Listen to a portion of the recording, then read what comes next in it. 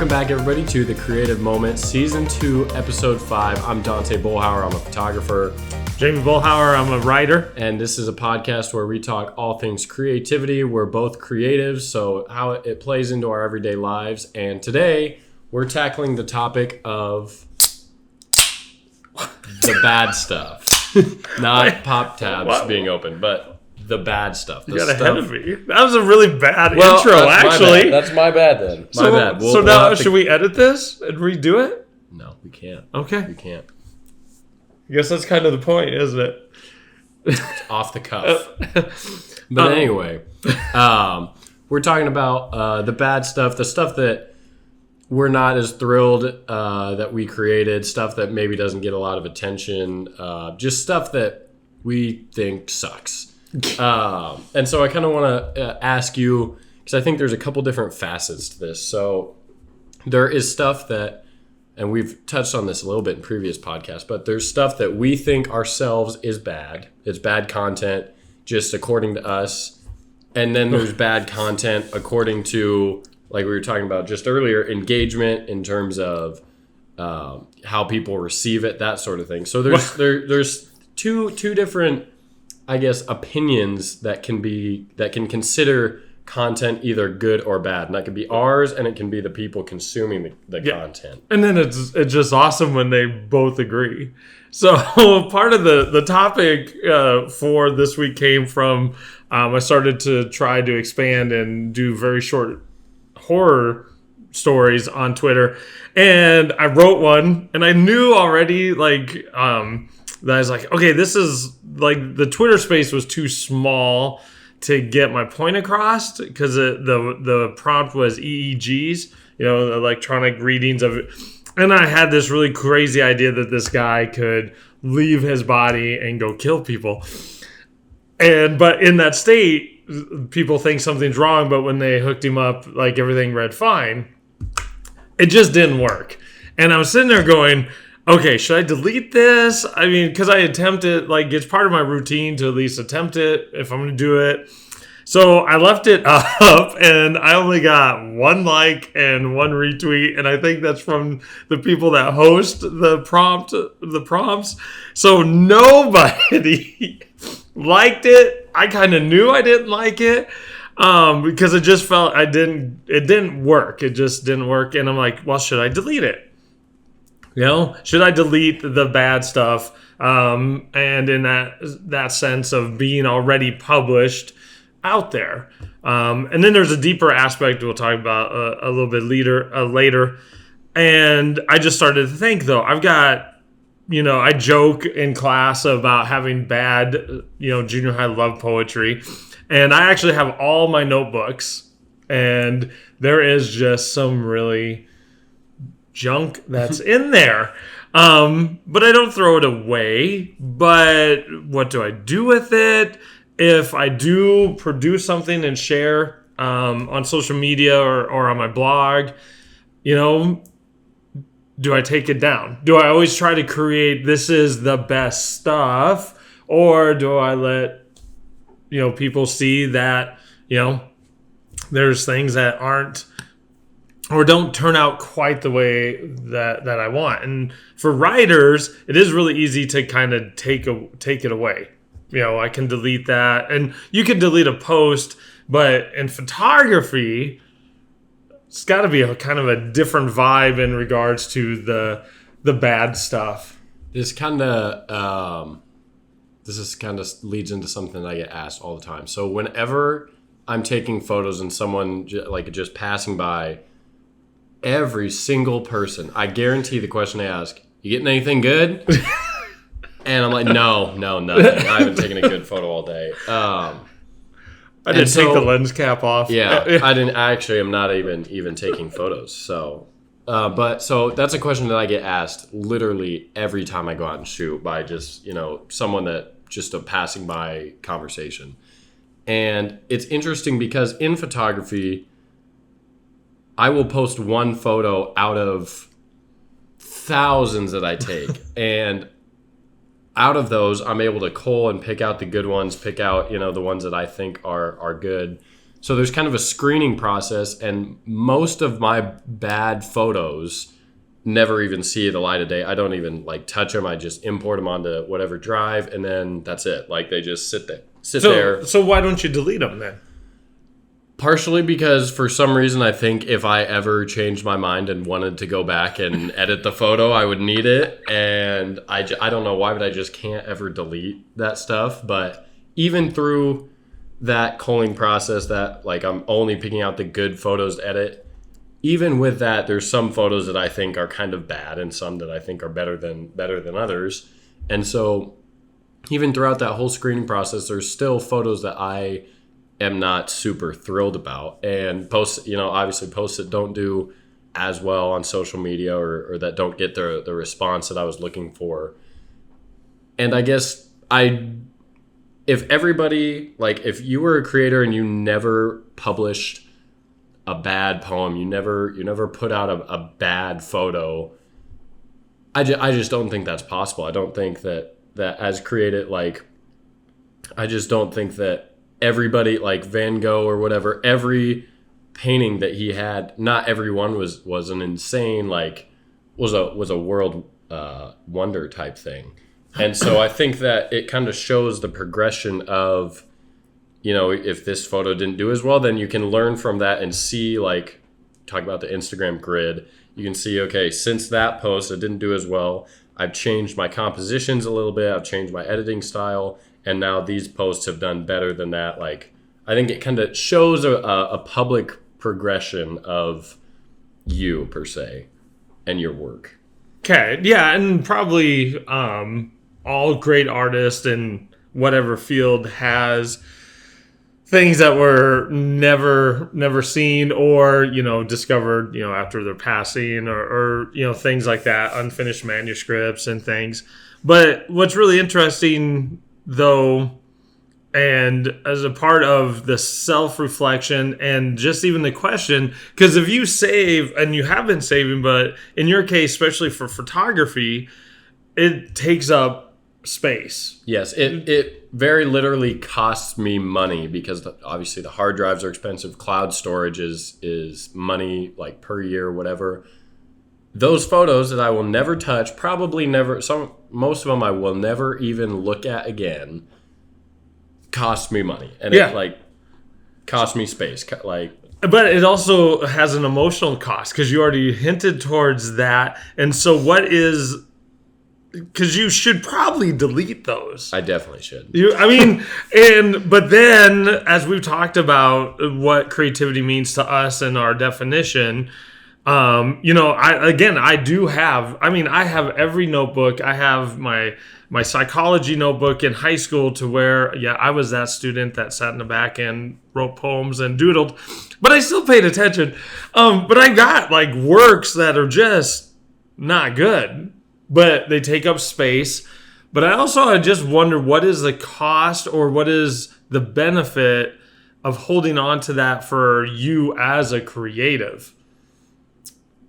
That's interesting. There is definitely emotional attachments. Like I will never maybe look at those photos again, but I still know they're there, and I know what I was feeling or what I was intending to create during that moment.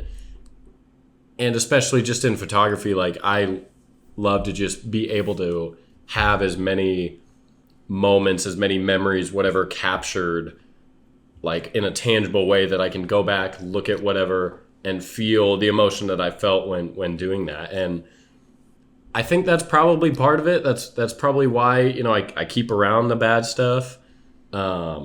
Just because like emotionally, I like to be able to just have as much of a like reservoir of moments captured, emotions, things that I can go back in time and feel the emotion that I did. Like when you would be writing a poem, when you like back in that, even if the end product sucked. So, and thinking of that, so I actually have a project that's down on my list a little bit. I've already got the title. It's Old Poems, New Forms. And it's going to be a collection to where I'm going to go back in to those works, and actually since now in the last 5 years or so been really into poetic forms and seeing if I can go back and grab the essence of what I was trying to do and create some new things. And now I'm debating whether I should have the original poem and then the new form, in that. But when I start doing that, though, I see that snapshot of the written word, and I know what I was thinking. That memory is there. And photography, though, or with those photos, as you move forward, because you got some other creative things, you got some audio goals and some things. Where do you see that maybe you can actually use some of the old stuff in a new way? There's always, with photo editing and video editing, there's always more room for improvement, I guess. I guess my style is always changing. And so something that I actually do probably like once every 6 months or so, I'll go back to old photos that I look back and I'm like, that edit sucked. That's terrible. Like I didn't even do anything to the photo. And I thought wow, look at that. But I'll go back and re-edit them. I'll make a duplicate of it and then reset all the settings and re-edit it and then go back and look at both of them to see what I did differently, how I've grown, how my style has changed throughout the whatever it is, whatever span of time it was since posting that photo. And so it just kind of again, the progression of seeing where I came from and then just kind of being able to visibly see it. If I go back, re-edit the photo and it looks completely different, I like it way better. It's a little bit of reassurance, okay, yes, I am moving forward. I am on a progression route instead of just if I edited it and thought it looked way worse than the previous photo, I don't know where I'd be. I'm downhill slope. Yeah. But well, that connects to some of the other points we've covered of working on your craft. So having one of the reasons we should keep the bad stuff is that it actually gives us that chance to actually work and improve our skill set, see where we're coming to, yes, but even my unique project, I'm kind of excited to do that, see what poetic form, and just work on my craft, and whether the new photo, the new poem, things like that, end up being shared to the world, it still gives me a chance to work, to learn, to grow. The other thing I was thinking about, so the other thing that spurred this topic was actually kind of a meme that I saw on Chuck D's Instagram post, and it was something about that we only appreciate about 10% of Michelangelo's work, and that he had thousands of other works that we don't even, unless you're an expert on him. Michelangelo obsessive or researcher, yeah. And so the point of it, though, was that it's about the amount of work that you do. So even though we see the greatness of that, he put in or has all this stuff. Doesn't mean it was bad per se, but it's not the top. But it's still, you don't get to the top unless you produce things at the bottom. Yeah, not every, like I was kind of going back, not every photo I take is good, but the stuff that does get recognized kind of molds your name, your legacy, or per se, like Michelangelo, he was the chapel guy, right? Yes. Okay, yeah. So I can name one project that he's done, and he has all this other stuff that is probably still good if I were to ever see it, but I don't. I just, people see that there's 4 posts on my Twitter maybe that have over, I guess, 30,000 impressions. And so those 4 photos, a lot more people will know, oh yeah, Dante took that photo, than if all those thousands of photos that I post that got 500 impressions, whatever. People won't know, oh, I don't know that Dante took that. But because these 4 photos are kind of my Sistine Chapel or what have you, if that's putting myself up on a pedestal a little bit there. But Yeah, you have to create, because you can't just create one good thing, disappear, like one hit wonder. There's no growth there. It's just this, and then if that's the only thing you created, there's no growing. There's none of that bad stuff to boost that good stuff up. And unless you keep that consistency of creating, and then you just keep grinding, one of those things might blow up. Then you got to keep going, create maybe 4 not bad stuff, but just stuff that doesn't get recognized as much. And that's the only way that you can get to that next pedestal, that next huge piece of work, that next like famous artwork, that type of thing. Yeah. So the one hard question, and it comes all the way back to that very first, my very short horror story, is like still, I didn't delete it. I left it there, just because I feel it's part of the code. Like if you're gonna do this, Yeah. But with that bad stuff, because it does challenge you a little bit as a creative. You're just like, oh my gosh, this, and if the opportunity arises, because the opportunity isn't always there. Like I don't have to share my junior high bad love poetry at all. Yep. But if should we show that side? Even if you're presenting, I know how you're starting to talk a little bit to other students and stuff. Like even in your presentations, like when and should we share the bad stuff? I think it's important to share not as much as the good stuff per se, but to share that, because I feel like it gives more of a connection, a personal connection to the artist, even when it's stuff that you might look at and you're like, that's kind of bad. I feel like as a society, we're always, especially in the, we talk about digital stuff, the less personal connection. People want to know you. They, anyone can look at a good photo, read a good poem, but the part that makes that poem or that photo special is no one else could create it like you did, like you created the poem, the book, whatever. And so sharing some of that not as good content kind of helps, like, okay, yeah, they are human. Like they do make mistakes. They do produce stuff that's not as good. And it just creates that kind of more personal connection with the artist, which I really strive to connect with creators like on Instagram and stuff, comment on their posts. And it gives just that more personal connection that I think makes you appreciate the good content more. Okay. What are your thoughts? How often should we share the bad stuff? Why? Well, I think that there obviously is a time and a place, and in the sense, like why I kept that very short, because I did write the story. It was for that day, and kind of I think it's the code, the unwritten rule, if you're going to do that, and I didn't like it though. It just was like, oh my gosh.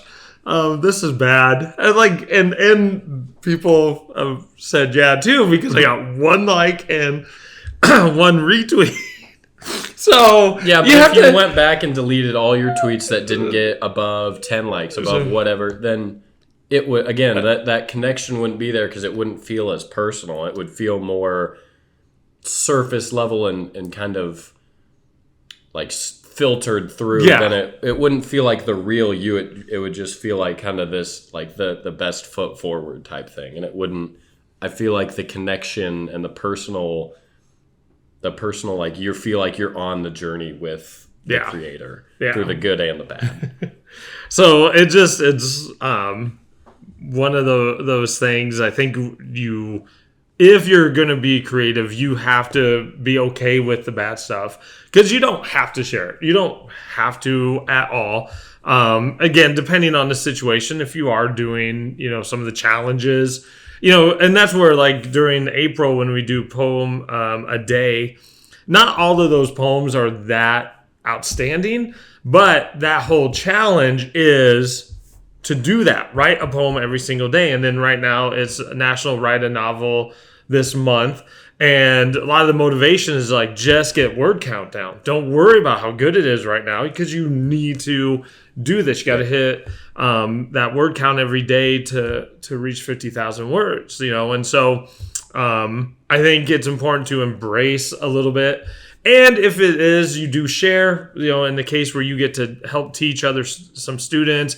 I'm in a challenge. I just let the poem be, or the short story, and just know, yeah, that's the bad stuff. But then really, I think it helps you do appreciate those times when you do get that affirmation. When you nail it. Yeah, when you nail it, and people are like, oh, that's really good, and they leave and just like, and I think it keeps you humble a little bit, because you know.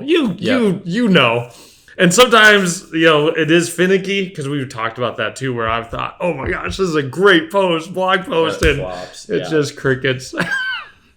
Yeah, and just the act of just doing, whether it's good, whether it's bad, will inherently, you will grow from it, you will learn from it, you will be able to learn from that experience to create better stuff in the future. So just the act of putting the words down, taking the photo, whether you think it's going to, like, there's photos that I take that I'm like, right out of the camera, I'm like, yeah, that was a bad photo. But just the act of doing it gets me to that next photo, gets you to that next poem. No matter if it's good or bad, no matter if you share it or not, doing it will help you, will benefit you in some way, no matter the final product, if it's good or bad or what have you. So that's. So what do you guys think? Leave a comment. Comment, follow us on social media. They'll be linked in the description, Twitter and Instagram. We'd love to reach out to you guys. What do you guys do with bad stuff? Do you post it? Do you throw it away? Do you keep it locked in a safe to never look at it again? Let us know. But yeah, that was The Creative Moment Season 2, Episode 5, and we will see you guys in 2 weeks.